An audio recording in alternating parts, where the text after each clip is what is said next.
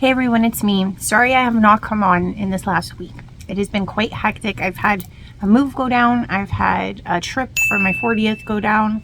I have had a lot of different things with different angles of the business happen. So I do apologize, but I did miss you all. And I hope if you do like what I say in this video, please like, please share, please subscribe. So I wanted to make this a very brief and quick video. I'm going to start making more compository videos, with my Bristol boards and all that as time wanes on. But for today, because this kept happening throughout my time away and my time back here again, I was like, you know what? Maybe I should just quickly talk about this. What is it about our higher self that causes us to say no every step of the way? Now, a lot of us that are on a regular, trajectory, a regular life, or even a higher self journey, what you will notice is that as I've tried to describe to people, what is the higher self? How can we grab it? How can we attain it? How can we know it? I had to give this example over and over and over again, and I hope this example helps. Have you ever been through a situation where by the end of that situation, you said to yourself, I wish I listened to myself. I wish I had done what I told myself to do. Now, for that moment in time, what you just said made total sense, didn't it? Because you were well aware of this conversation that you were taking place with something higher, above you, not in the sense of just the actual distance, but in the sense of internally, it's an internal conversation that you're having, but from a standoff point where they could see, let's say, the future, or they could see the outcome, or they could dissipate most of the emotional baggage that comes with the decision making that needs to be made. And you're always we negate this every time when it's this is a red flag from this partner, you should get rid of this person. You know what happened last time with Bobby? Looks like this person Steve is doing the same thing as Bobby, we should get rid of him. And then you're like, but I don't want to be alone. And then you wash that higher self-conscious input away, right? Or you're at work and you're like, should I stay 5 minutes longer just to finish this brief? And then you're like, I did it last week and I got into trouble because I didn't manage to get home on time and my wife was mad. Should I do this again? And you hear yourself saying, well, you're not paid past 5 o'clock. And then you wash that away and you say to yourself, but I don't want to get into trouble with my boss, so I'll just stay. And then you go home that day and you get in a lot of slack with your wife because you missed the train that got you 45 minutes home earlier, etc., etc., etc.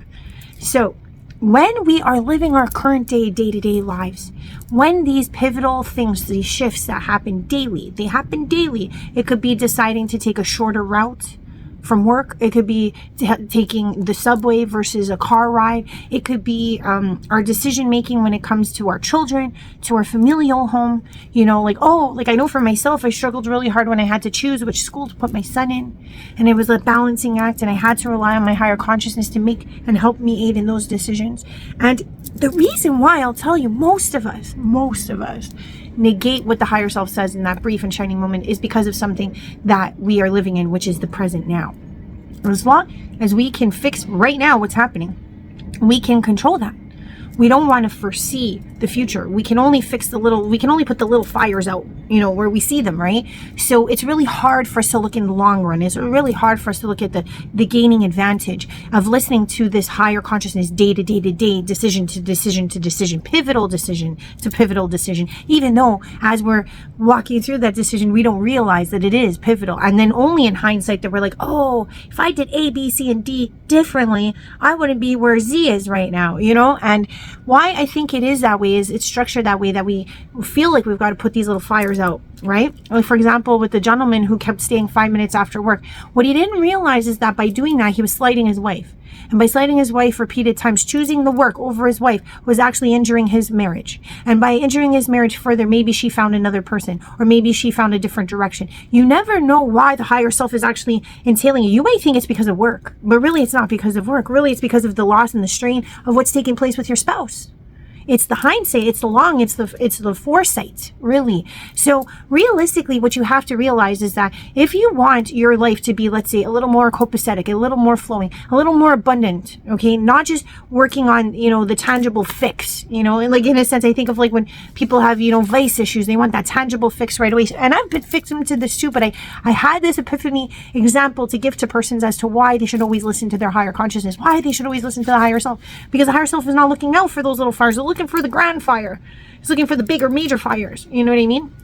So the next time you hear this voice chime up and you're like, I don't know, that seems kind of hard. If I do this, it'll be that. Forget that. Forget it. If you are in a place in your life where you're like, things haven't worked out here, there, everywhere, or some things have worked out, and maybe only the times I listen to my higher conscious, why don't you take a chance? What do you have to lose, really, if you think about it? Why don't we take the higher self challenge?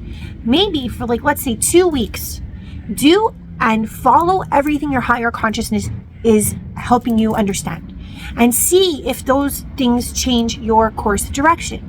Just give it a try, because I know for myself in these last 2 years that I forgot everything and just went with my higher consciousness, went with the creator's decision and plan for me. I know that so many more avenues have opened up, so many more abundant displays of existence have broadened and opened up in my eyes that I never thought were imaginable. So I want to bring all of my brothers and sisters on this ride, this higher self ride, because that's what I'm here for. The higher selves that all of us have, okay? That's the reason why I'm still in business. That's the reason why people come to me, is because their own higher self is like, oh, there's that girl. There's that girl that does this. Let's go talk to her, because your higher self really wants you to connect with them, wants you to figure it out. Anyone who comes my way, I know it's because their higher self is talking to my higher self, and we're all commingling, in the grand scheme of things, because it's really that simple. We are in a huge let's say cloud of existence of thought and consciousness, and let's say your sliver wants to ignite because you're so close. Maybe you're trying to do what the higher self says like 20% of the time, and then the other 80%, but your higher self is like, oh, she's or he's got it, they've done it a couple times, I just need them to do it a couple more times, take a couple more leaps of faith on themselves, and then they'll start to see, oh, this is how it works, and then we'll connect fully and merge, so that my step is their step and their step is my step, and then it's like you're one and in sync with the higher self. The higher self becomes you. You are the incarnated higher self. Which dimensional higher self? I can't say. Usually most of us will start with the 5D, maybe 7, you know what I mean? We'll stick within the parameters of what's closest to us dimensionally, consciously, dimensionally. But what I'm trying to say is, by making those small decisions to actually follow suit with what the higher self is guiding you to do, instead of take that plunge, just give it a try. 2 weeks. Let's see what happens. Can you do the 2-week challenge? Comment in the below if you see this and you're like, you know what, I think my life needs a shake up. Let's do this 2-week challenge. Give it a try. Tell me in the comments if you do see this video and you do give it a try. Listening to every single suggestion. If they say break up, you break up. If they say go visit your mom, visit your mom. If they say leave work earlier, leave work earlier. Just keep following the nudges, all of the higher and I'm not, if you don't know what the voice of the higher dimensional self is, forget this challenge. But if you think you're on that brink and you're like, I think I'm there, I'm going to take this challenge, do yourself a favor. Let me know how it goes. I love you guys lots. Thanks for your patience. I'll catch you next time. Please message me and let me know what happens. Bye for now.